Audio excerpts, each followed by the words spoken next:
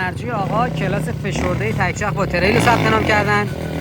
کلاس فشرده 2 روزه از شهر قزوین تشریف آوردن. امروز روز اول کلاسشون و ساعت اول کلاسه.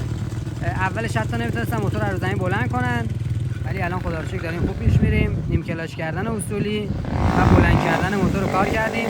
یه کوچولو بدن و گازش ایراد داره و پدالش گاز هیجانی داره میده و پدالای محکم میزنه و بدنش هم یه کوچولو کشیده رو به جلو. این دوتا رو برطرف کنیم میریم برای بدون دستگاه. البته میگم روز اول کلاس و ساعت اول کلاس، هنوز خیلی وقت داریم برای تمرین. تا آخر همراه من باشید. نتیجه کار به شدت جذابه به نظر من. ایشون هم موتور کلاس دارن، موتور کلاس سواره و اینکه دست فرمونش هم دست فرمون ضعیفی نیستش و گیرایی بالایی هم داره. برای ساعت اول خیلی داره قشنگ میزنه. یه سری ایراده ریز داره که باید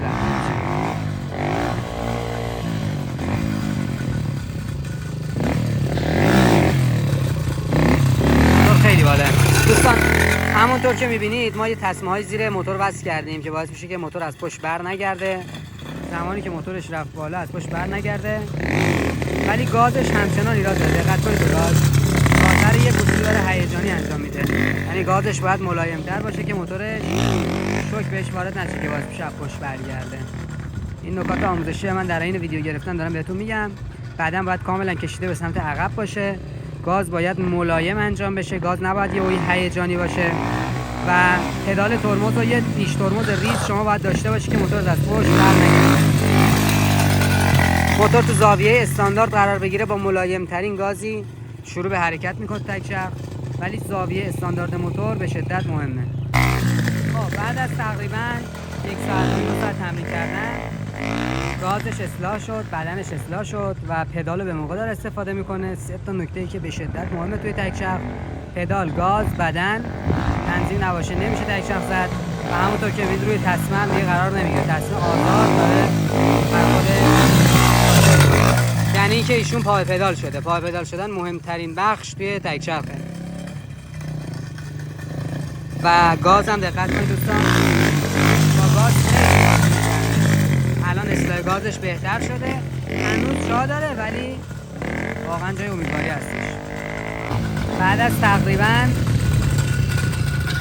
چند جلسه تمرین کردن تو روز اول کلاس رفتیم برای دنده 2 و تنها رسیدتون هم شلتر کردیم که موتور کاملا میره تو برگشت، یعنی داره با پدال موتور بلند میکنه روی دنده 2. دوستان با دنده 2 داره مسلط میزنه. تقریبا یه ذره باید تمرین کنیم که دنده 2 شوکه شه بریم برای بدون دستگاه زدن.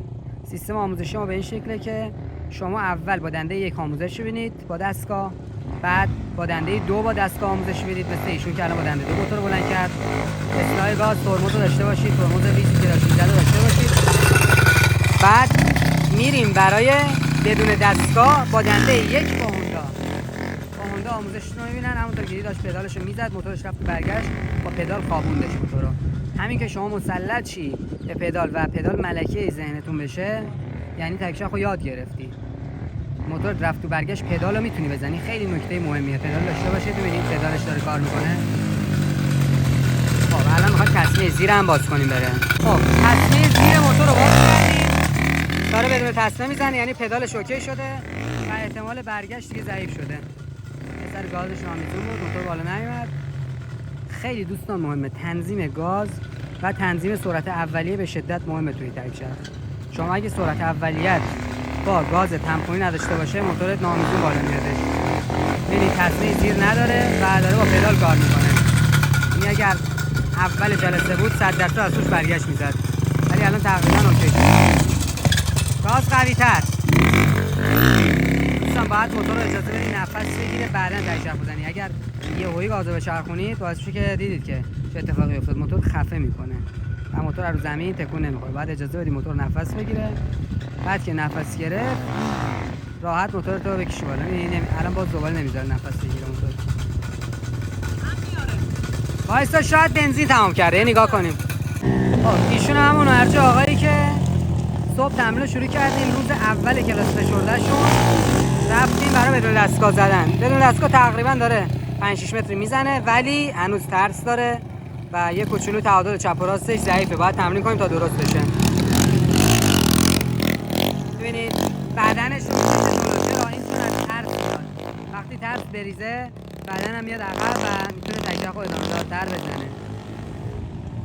بدن هنوز زیرات داره. البته میگم 5 دقیقه اولی که دستگاه باز شده همین که پدال میزنه و موتورش بر نمیگره، نکنید موتورش میره تو برگشت پدالشو میزنه.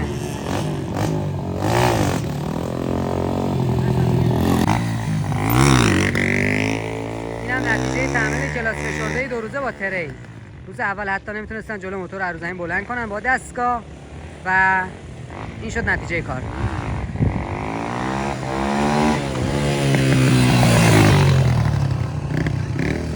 دوستان بدنش هم خسته شده.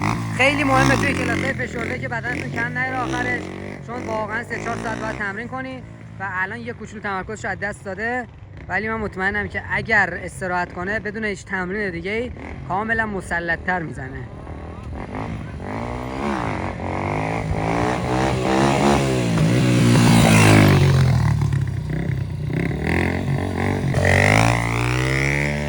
همون آقایی که کلاس فشرده داشتیم دیروز